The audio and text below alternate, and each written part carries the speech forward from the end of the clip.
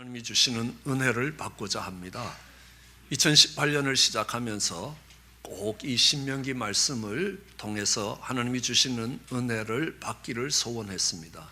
왜냐하면 저희는 2018년을 시작하면서 축복의 통로가 되기를 소원하며 또 기도하며 2018년을 시작했습니다. 오늘 이 신명기 말씀은 이스라엘 백성들이 종살이하던 이집트를 떠나 광야를 거치고 이제 하나님이 약속하셨던 땅, 가나안 땅 앞에 서 있기 때문입니다. 이제 그들은 가나안 땅으로 들어갑니다. 가나안 땅은 하나님께서 이스라엘 백성들에게 주겠다고 약속하셨던 땅이기 때문에 그 땅을 약속의 땅, 언약의 땅이라고 부르기도 합니다.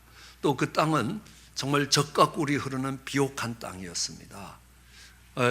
소를 키우는 자들이 그 많은 우유를 얻을 수 있었고 또 꽃들이 많기 때문에 꿀이 많은, 젖과 꿀이 흐르는 땅이었습니다. 그 땅을 일컬어서 축복의 땅이라고 이야기했습니다. 그들은 이제 축복의 땅으로 들어가게 되는 것입니다. 그래서 축복의 땅에서 새로운 방식으로 살아가야 하는 그 코앞에서 이제 요단강을 건너면 축복의 땅으로 들어가는 그 마지막 자리에서 하나님이 약속하시지 않았던 시온과 바산의 옥들을 다 정복하고 이제 요단을 건너 하나님이 약속한 땅으로 들어가기 전에 하나님이 모세를 통해서 그들에게 주시는 새로운 계명입니다. 우리 신명이라는 것은 새로운 계명, 새롭다 할 때 우리는 신이라고 씁니다. 신입생, 신장로, 그러니까 새롭게 주어주시는 옛 계명이 있지만 새 계명이 있습니다. 이것을 우리는 신명기라고 이야기하고 이 신명기의 영어 이름은 듀트라노미, 노미라는 말은 법이라는 것입니다. 계명입니다. 두라는 것은 두오, 이 두 번째 주시는 계명입니다. 하나님께서 그들에게 첫 번째 계명은 호렙산에서 주셨습니다. 우리 시내산이라고도 일컫고 다른 이름으로 호렙산이라고 일컫는 그곳에서 하나님께서 모세를 통해서 이스라엘 백성들에게 십계명을 주셨습니다. 오늘 본문 2절이 그렇게 이야기합니다. 그 호렙산에서 그들이 떠나서 그 십계명을 받고 계명을 받고 이제 그들이 떠나서 가데스 바냐에까지 왔습니다. 10하루 길이라고. 10하루를 걸어오면 충분히 걸어올 수 있는 거리에 있는 가데스 바냐에까지 왔습니다. 이제 이 가데스 바냐에서 그들은 이제 하나님이 말씀하시기를 이제는 너희는 요단을 건너 들어가서 정말 이 가나안 땅을 정복하라. 거기에 아모리 족속이 살고 가나안 족속이 살고 브레셋 족속들이 사는 그 땅을 정복해서 단에서부터 부엘세바까지 유브라데 하수에서 지중해까지 그 땅을 정복해서 그 땅이 너와 너희의 후손의 땅이 되게 하라라고 했습니다. 그런데 이스라엘 백성들은요 그 땅을 정탐하고 와봤습니다. 어떤 땅인가 하고 정탐을 해봤습니다. 그랬더니만 그 땅은 비옥한 땅이었습니다. 왜냐하면 포도 한 송이를, 포도 한 그루를 들고 오는데 한 사람이 들고 오질 못합니다. 포도나무가 그리 무거운 거 아니지 않습니까? 포도가 얼마나 열렸는지 두 사람이 메고 와야 될 만큼 정말 포도송이가 실하고 많은 한 그루의 포도나무에 많은 포도가 맺히는 그런 비옥한 땅인 것만은 분명합니다. 그런데 그 땅에 사는 사람들은 얼마나 기골이 장대한지 정말 우리는 그 앞에 서면 메뚜기처럼 작게 보이고 그들이 살고 있는 성을 보니까 그 산 꼭대기의 성들이 정말 높게 세워져 있어서 저것을 정복하기는 너무 어렵겠다는 생각이 드는 것입니다. 그래서 하나님이 그 땅에 들어가서 그 땅을 취하라라는 말을 거역하고 정말 그들은 우리는 저 땅에 들어가지 못하고 우리는 이 광야를 떠돌다가 이제 죽게 될 것이다. 광야를 방황하면서 돌다가 이제 죽게 될 것이다 라고 하면서 그들이 광야를 떠돌기 시작했습니다. 열하루 만에 들어가서 전진해 갈 수 있는 길을 그들은 40년이 넘도록 방황하게 됐습니다. 오늘 3절이 이야기합니다. 다시 그 가데스 바냐에서 40년이 지난 때입니다. 40년 11월 그 달 초일에 모세가 이스라엘 백성들에게 다시 말씀합니다. 새롭게 그 계명을 일깨워 주는 겁니다. 이것이 신명기라는 겁니다. 그 신명기를 전하는 모세의 마음이 어떻겠습니까? 그 신명기를 받는 이스라엘의 마음이 어떻겠습니까? 열하루길이면 걸어갈 수 있는 그 길을 40년 동안 방황했습니다. 얼마나 인생에서 아픔이 많고 얼마나 눈물이 많겠습니까? 얼마나 후회가 많고 안타까움이 많겠습니까? 모세는 그 백성들에게 이야기합니다. 너희는 이제 약속의 땅에 들어가면 다르게 살아야 된다는 겁니다. 우리 세대처럼 살면 안 된다는 겁니다. 우리처럼 살면 열하루 만에 갈 수 있는 길을 40년 돌아서 인생길 방황하면서 후회스럽게 살게 된다. 너희는 가나안 땅에 들어가면, 하나님이 약속하신 그 축복의 땅에 들어가면 이렇게 살아야 된다. 이게 신명기입니다. 그래서 이 신명기 6장 4절로 9절을 이 유대인들은 쉐마라고 부릅니다. 그 쉐마라는 것이 이스라엘아 들으라 라는 말씀입니다. 이스라엘아 들으라. 이 신명기 6장 4절, 이 말씀은 이스라엘 백성들이 그 자녀들에게 아침 저녁으로 외우게 하는 말씀입니다. 매주 토요일이 되면 그 말씀을 붙들고 강론하는 말씀이 바로 이 신명기 6장 4절로 9절입니다. 그들은 이것을 쉐마라고 이야기합니다. 그 말은, 이 쉐마는 뭐냐 하면 열하루 만에 올 수 있는 이 길을 40년 동안 산 우리처럼 살지 말고 너희는 하나님을 경외하며 살아야 된다라는 겁니다. 이게 피 맺힌 소원입니다. 부모님들의 한 맺힌 소원이 된 겁니다. 이렇게 이야기합니다. 정말 이스라엘아 들으라. 우리 하나님 여호와는 오직 하나인 여호와시니 너는 마음을 다하고 성품을 다하고 힘을 다하여 내 하나님 여호와를 사랑하라.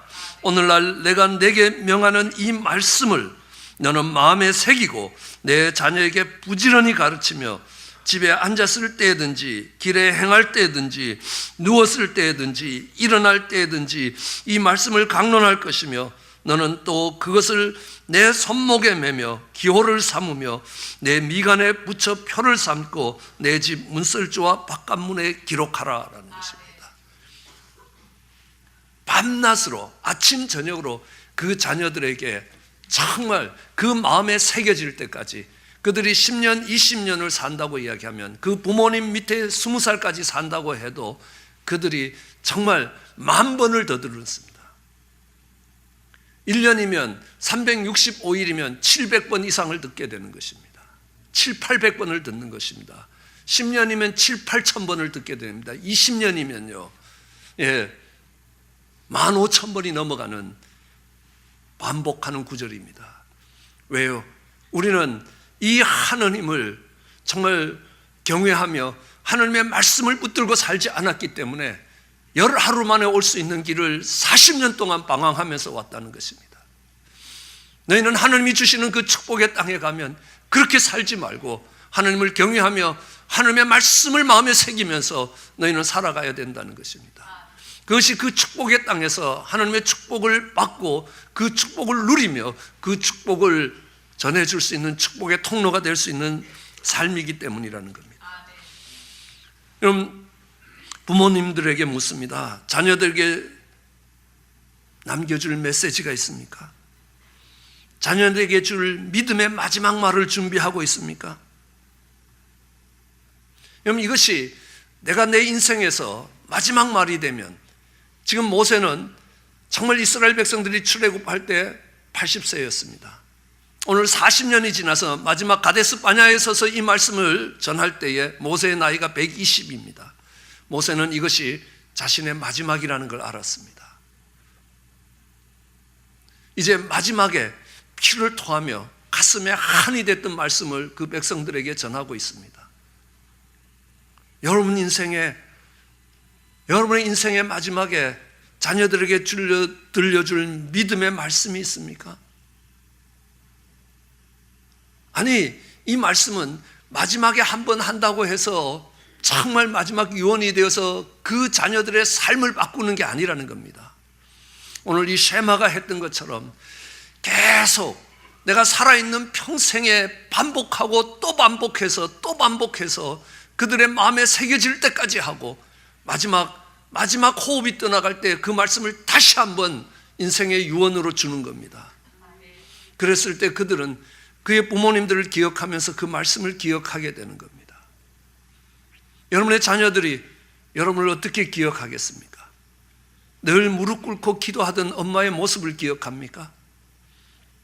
언제나 성경책을 펴놓고 보시면서 정말 이 방에도 저 방에도 화장실에도 문에도 아버지 차를 타면 눈길이 가는 차 곳곳에 하나님의 말씀이 다 붙어 있다는 겁니다. 그 하나님의 말씀을 붙들고 살아갔던 우리 아버지가 얼마나 그들에게 복된 아버지가 되는지 모릅니다. 혹시 여러분의 자녀가 정말 우리 엄마는 잔소리하고 우리 엄마는 걸핏하면 드라마나 보고 있다는 겁니다. 우리 아버지 얼굴 보기 힘들 만큼 바쁘다는 겁니다. 신앙의 교육은 무슨 신앙의 교육이냐는 겁니다. 얼굴 보고 대화하기도 힘들다는 겁니다. 그리고 가끔 보면 소리나 꽥꽥 지르는 아버지라는 겁니다. 그렇게 기억되겠습니까? 어떤 모습으로 기억되기를 원하시냐는 겁니다. 제 삶에 참 안타까운 것은요, 저희 부모님들을 통해 받은 말씀이 없다는 사실입니다. 반복해서 들려주신 말씀이 없습니다.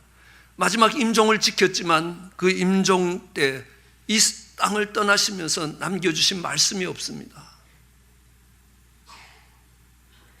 왜냐하면요, 그분들의 삶에 그 말씀이 없기 때문입니다. 내가 내 평생을 걸고 살아온 그 말씀이 있냐는 겁니다. 내 평생을 걸고 살아온 그 신조가 있냐는 겁니다. 전 제 자녀들에게 이렇게 이야기할 겁니다. 네가 하나님 이름으로 일컫는 하나님 백성이 되라. 그리고 악을 떠나고 겸비하고 하나님의 얼굴을 구하라. 그러면 네 땅에 어떻든지 하나님이 고치실 것이다. 내 이름으로 일컫는 내 백성이 그 악한 길 떠나 스스로 겸비하여 기도하여 내 얼굴을 구하면 내가 하늘에서 듣고 그 죄를 사하고 그 땅을 고치게 될 것이라. 네가 하나님 이름으로 일컫는 하나님 백성 되라라는 겁니다. 그리고 악을 떠나고 겸비하고 하나님의 얼굴을 구하며 살라. 그러면 하나님이 네가 어떻게 무너진 성편에 있을지라도 어떻게 망가진 땅에 있을지라도 하나님이 그 땅을 고치실 것이라. 내가 그 말씀에 걸고 내 평생을 살아왔다는 겁니다. 그리고 내가 네게 물려줄 수 있는 가장 큰 유산이 있다면 그 말씀을 붙들고 살아라. 그러면 그 하나님께서 결코 실망시키는 삶을 살지 않게 하실 것이다. 네 발걸음이 가고 네 손길이 가는 곳에 정말 살아나는 하나님의 역사와 하나님의 영광이 살아나는 그 부흥의 역사들이 그곳에 있을 것이라는 겁니다. 우리는 신명기를 공부하면서 내 인생 전체를 걸고 오면서 우리의 자녀들에게 물려줄 그 말씀이 있기를 주의 이름으로 축원합니다. 여러분, 이 신명기가 이야기하듯이 정말 그들이 십계명, 호렙산에서 십계명을 받고 11일 만에 올 수 있는 길을 40년 동안 돌아와서 그 가데스 바냐의 광야에 다시 서서 이제 약속의 땅에 들어가서 살아가야 될 다음 세대를 바라보면서 이 모세의 이 안타까움이 그곳에 있는 것입니다. 그래서 모세는 그 다음 세대에 전하는 제일 먼저 말씀이 우리가 이 가데스 바냐에서 왜 실패했는지를 그들에게 말하고 있습니다. 우리가 무엇이 잘못돼서 내 인생이 어디가 잘못돼 갖고 정말 11일 동안에 걸어올 수 있는 그 길을 40년 동안 방황하면서 돌아왔다는 겁니다. 너희는 그렇게 살지 말라는 거예요. 너희는 여기서 교훈을 받아야 된다는 겁니다.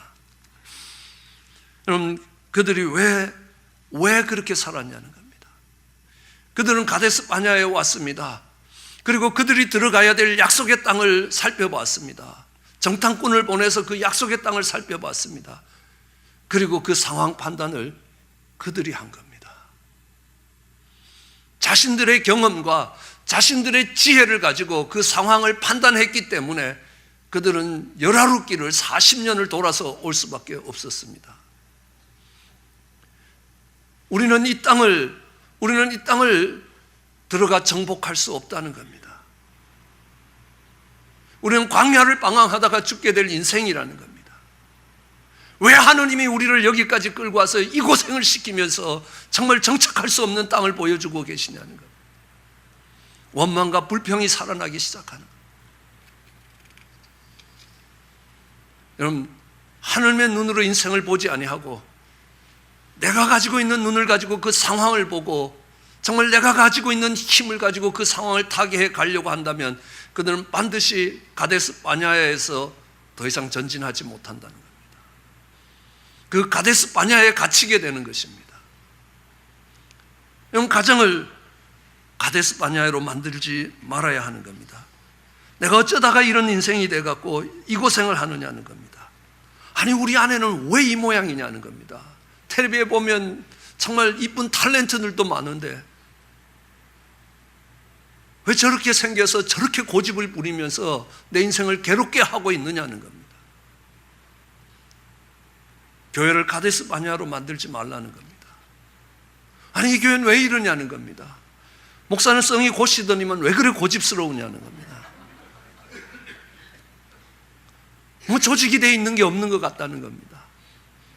광야를 지나가는 이스라엘 백성들처럼 중구난방이라는 겁니다. 그 원망과 불평으로 가득 차 있는 곳이 가데스 바냐였습니다. 왜요? 자신의 눈으로 정말 자신에게 주어진 현상을 봤기 때문에 그렇습니다. 하나님의 눈으로 그것을 보지 못했다는 사실입니다. 하나님이 어떤 계획을 가지고 정말 내 인생을 여기까지 끌고 오셨느냐? 그 하나님의 눈길로 인생을 바라보는 게 없으면 우리는 가데스 바냐에서 이스라엘 백성들이 실패한 것처럼 더 이상 약속의 땅이고 축복의 땅으로 들어가는 것이 아니라 그 광야를 방황하면서 그 인생을 마칠 수밖에 없다는 것입니다. 그러기에 모세가 피를 토하는 심정을 가지고 가슴이 찢어지는 안타까움을 가지고 정말 그 후손들에게 말할 때에 그들이 가데스 바냐에서 실수했고 실패했던 것을 가장 먼저 이야기하고 있다는 겁니다. 너희는 너희의 삶에 주어진 상황을 바라보면서 원망하고 불평하지 말라는 것입니다. 왜요? 그 상황에 정말 내가 갖고 있는 눈으로 바라봤기 때문에 하나님의 눈길로 보지 않았기 때문에 그 상황의 주체가 나기 때문이라는 겁니다. 하나님이 그 상황의 주인이 되고 계시다는 것입니다. 우리는 한번 생각해 볼 수 있습니다. 정말 하나님이 어떻게 우리 인생들을 이끌어가는가? 요셉을 보더라도 그렇습니다. 요셉은 아버지의 아내가 4명이었습니다. 그곳에서 12명의 아들들이 태어났습니다. 그런데 제일 막내가 정말 엄마 아빠가 같은 친동생이고 나머지 10명의 형들은 다 이복 형제들입니다. 여러분 10명의 이복 형제들 그 속에서 살아가려면 얼마나 힘든지 아십니까? 더구나 아버지가 나머지 형들하고 자기를 똑같이 대우해 주면 괜찮은데 엄마 없는 자식이라고 특별히 이뻐하는 겁니다. 아니 거기도 내가 특별히 사랑했던 라헬이라는 아내의 아들이라고 더 이뻐하는 겁니다. 다른 형들이 옷을 입을 때 특별히 채색 옷, 옷감, 물감으로 정말 물감을 들인 옷, 그 시대에 얼마나 귀한 옷인지 모릅니다. 그 옷을 입히는 겁니다. 그러면요 뒤에 돌아가서 얼마나 괴롭힘을 당하는지 아십니까? 얼마나 왕따를 당하는지 아십니까? 심심하면 형들이 집 박는 거 아시나요? 그 가정은 은혜가 넘치고 사랑이 넘쳐서 그런 일이 없었습니까? 아닙니다. 그 잘난 꼴 보기가 싫어서 그 어린 동생 종으로 팔아버릴 정도로 그 형들이 미워했던 것입니다. 예, 거기서 배우는 게 하나 있습니다. 눈치 하나는요 100단이 되는 겁니다. 형 표정만 봐도 화났는지 안 났는지 여기서 요 말하면 두드려 맞을 건지 아닌지 지금 도망가야 될지 여기 있어야 될 건지 예, 눈치 하나는 기가 막히게 발달이 되는 겁니다. 그러다 형들에 의해서 정말 종으로 팔려갔습니다. 종으로 모진 고생을 하는 겁니다. 그러다가 이제 종들 중에서는 제일 높은 가정 총무가 됐습니다. 그래서 일들을 부려야 되는 겁니다. 종들을 부려야 되는 겁니다. 그 보디바르 집에서 무엇을 배우겠습니까? 그럼 종들은요 죽어라 일 안 하는 인간들입니다. 왜냐하면 일할 이유가 없습니다. 내가 일을 해서 더 많은 돈을 받는 것도 아닙니다. 뭐 내가 일을 한다고 직급이 높아지는 것도 아닙니다. 절대로 일할 동기가 없는 그들에게 동기를 부여해서 그 일을 하도록 만드는 겁니다. 여러분, 종을 동기부여할 수 있는 사람은요, 관료들을 동기부여하는 건 어렵지도 않습니다. 왜냐하면 월급도 더 줄 수 있고 직급도 높여줄 수 있습니다. 사람에게 어떻게 동기를 부여하는지를 보디바르 집에서 배우는 겁니다. 그런데요, 정말 그 어려운 속에도 신앙을 붙들고 살려고 노력을 하고 발버둥을 치고 있는데, 주인의 아내가 유혹을 하는 걸 거절했더니만 모함을 받아서 감옥에 가는 겁니다. 얼마나 억울하겠습니까? 성경은 요셉이 무척이나 억울해했다라고 이야기합니다. 하나님이 그 과정을 끌고 가야만 되시기 때문에 요셉의 혼을 사슬에 꿰고 정말 제수를 끌고 가듯이 하나님이 요셉을 끌고 그 감옥으로 가셨다라고 시편은 표현하고 있습니다. 그럼 그 감옥에서 뭐 배우겠습니까? 그럼 감옥에 있다 보면요, 감옥에 오는 건 왕의 감옥입니다.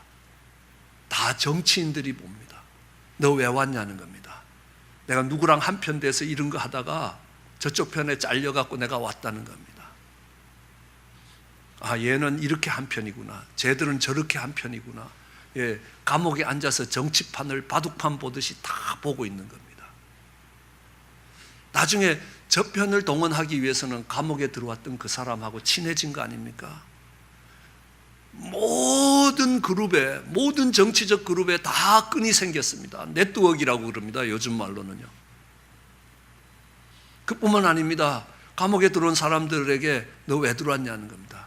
내가 비서실에서 이렇게 해먹다 들어왔다는 겁니다. 내가 인사처에서 해먹다 들어왔다는 겁니다. 내가 총무처에서, 내가 자재과에서 오만 도둑질을 다 배우는 겁니다.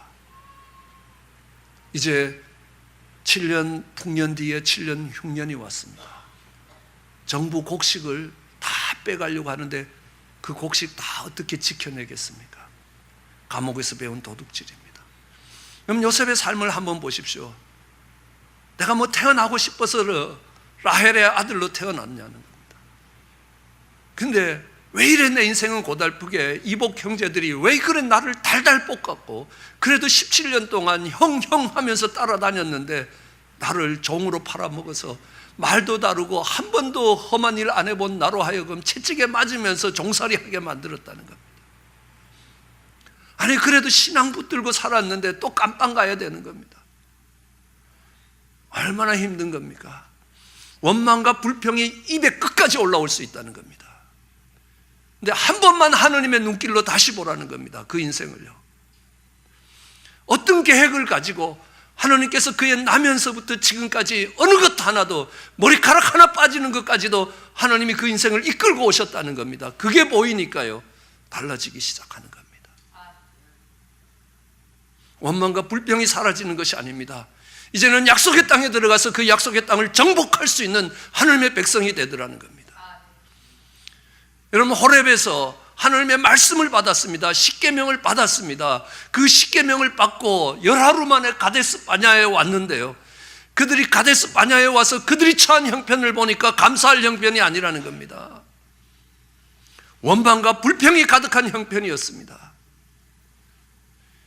그러니까 하나님이요, 그들로 40년을 광야에 방황하게 하셨습니다. 그들이 미워서 방황하겠습니까? 싸가지가 없어서 그렇습니까? 아니라는 겁니다. 40년 만에 다시 모세는 그 백성을 이끌고 가데스 바냐에 왔습니다. 그 백성의 마음이 어떤지 아십니까? 이 농사 지을 수 없는 이 땅에 하나님께서 40년 동안 지키고 보호하실 수 있는 하나님이라는 겁니다. 하나님이 어떤 분이신지를 배울 수 있었습니다. 그 광야길에서 우리를 눈동자같이 지키시는 하나님이라는 겁니다. 그 하나님이 지키지 아니하시면 우리는 이 땅에 살아남을 수 없는 사람들이었습니다. 그 하나님이 시뻘겋게 살아서 이제 약속의 땅에 들어가라라고 말씀합니다. 그 약속의 땅이 아무리 크더라도 이 40년 동안 우리를 이 광야에서 지키신 하나님이 함께 하실 것이라, 담대히 요단을 건너서 그 땅을 정복해 갈 수 있게 될 것입니다. 이제 그들에게 이야기합니다. 우리가 한 실수를 반복하지 말아라. 우리는 정말 자기 무덤을 산처럼 피라미드처럼 만들던 그 이집트에서 하나님이 권능의 손으로 우리를 이끌어냈다는 겁니다. 죄악 가운데서 영원히 멸망할 인생을 건져내셨다는 겁니다. 이 미국까지 와서 정말 아무것도 없고 빈손으로 왔는데 하나님께서 이곳에서 40년 동안 지키시고 보호하셨다는 겁니다. 내가 후회스러운 것은 정말 하나님이 처음 은혜 줬을 때 그 감사와 감격을 가지고 그 은혜를 가지고 내 인생길을 믿음으로 전진했으면 인생이 달라졌을 것이라는 겁니다. 그런데 하나님을 신뢰하기보다는 내가 처해져 있는 이 환경을 바라보면서 원망하고 불평하다가 40년의 세월을 지났다는 겁니다. 그러나 지금도 담대히 이야기할 수 있는 것은 그 40년 동안 하나님이 지키셨다는 겁니다.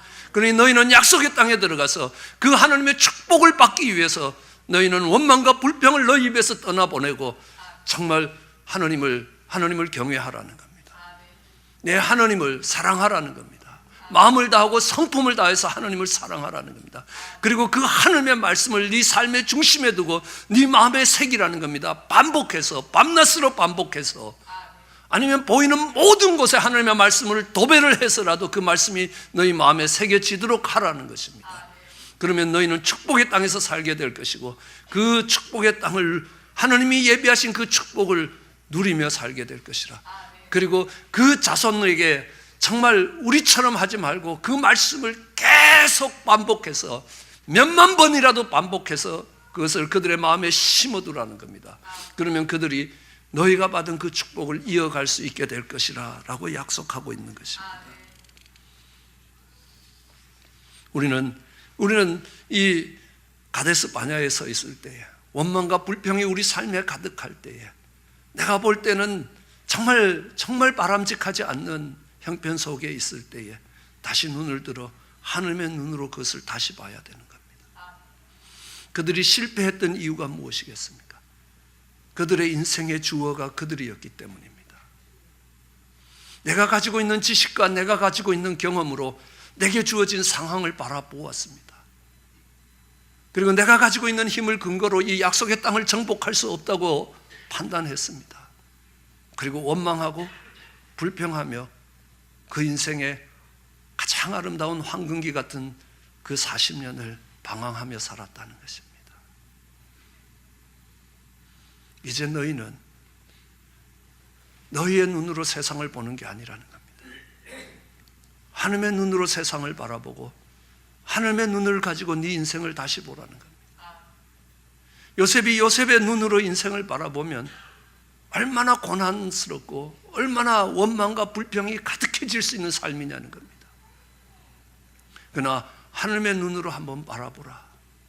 거기에 놀라우신 하나님의 엄청나신 계획이 그 요셉과 함께 하고 있었다는 겁니다. 아브라함은요, 아들이 없어서 마지막 인생길에 너무너무 고통스러운 겁니다. 그런데 하나님이 아들을 줄 테니까 길 떠나라. 60대에서 이민길에 오르는 거 쉬운 일이겠습니까? 아닙니다. 물설고 낯선 이방 땅에 가서 정말 모진 고생을 하는 겁니다. 그런데요, 하나님이 아들 안 주시는 겁니다. 10년이 가고 20년이 가고 40년이 안 가도 안 주는 겁니다. 때로는 원망하고 때로는 불평하고 때로는 인간적인 방법을 동원하기도 합니다. 그런데요, 100세의 아들을 주시는 겁니다. 그 하나님의 원대하신 계획이 어떤 것입니까?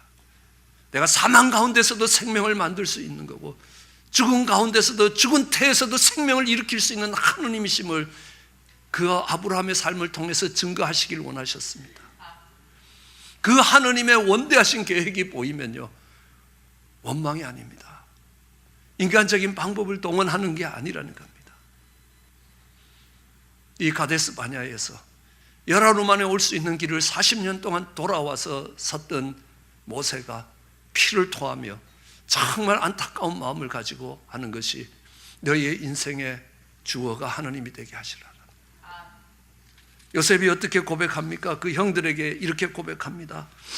요셉이 그 형들에게 이르되 나는 요셉이라 내 아버지께서 아직 살아계시니까 형들이 그 앞에서 놀라서 능히 대답하지 못하는지라. 요셉이 형들에게 이르되 내게로 가까이 오소서. 그들이 가까이 가니 가로되 나는 당신의 아우 요셉이니 당신이 애굽의 판자라. 당신들이 나를 이곳에 팔았으므로 근심하지 마소서. 한탄하지 마소서. 하나님이 생명을 구원하시려고 나를 당신들 앞서 보내셨나이다. 이 땅에 2년이 흉년이 들었으나 아직 5년은 기경도 못하고 추수도 못할지라. 하나님이 큰 구원으로 당신들의 생명을 보존하고 당신들의 후손들을 세상에 두시려고 나를 당신들 앞서 보내셨나이다. 그런즉 나를 이리로 보낸 자가 당신들이 아니요 하나님이시라. 하나님이 나로 바로의 아비를 삼으시며 그 온 집에 주를 삼으시며 애굽 땅의 지리자로 삼으셨나이다. 요셉의 인생의 주어가 하나님이 됐습니다. 형들이 나를 판 것이 아니고 내가 팔려온 것이 아니라는 것입니다. 하나님께서 큰 구원의 계획을 가지시고 하나님이 나를 애굽에 먼저 보내셨다는 겁니다. 하나님이 나를 정말 바로의 아비로 삼으셨다는 겁니다. 하나님이 온 땅의 치리자로 삼으셨다는 겁니다. 하나님이 큰 구원으로 당신들의 생명을 보존하기 위해서 당신들의 자녀들을 이 세상에 두기 위하여 하나님이 나를 이 땅에 먼저 보내셨다는 겁니다. 이제 요셉의 삶의 주어가 하나님입니다. 그 삶의 주어가 내가 될 때에 정말 내게 주어진 이 형편이 얼마나 원망과 불평의 대상인지 모릅니다. 그러나 하나님의 크신 계획을 가지고 설사 나를 괴롭히는 사람이 있고 내가 답답한 사람이 있더라도 그를 통해서 하나님이 나를 빚으시고 훈련시키시고 준비시키고 계시다는 겁니다. 보디바르 아내의 모함조차도 하나님이 사용하셔서 정말 요셉을 하나님이 쓰실 수 있는 그릇으로 준비시켜 갔다는 겁니다.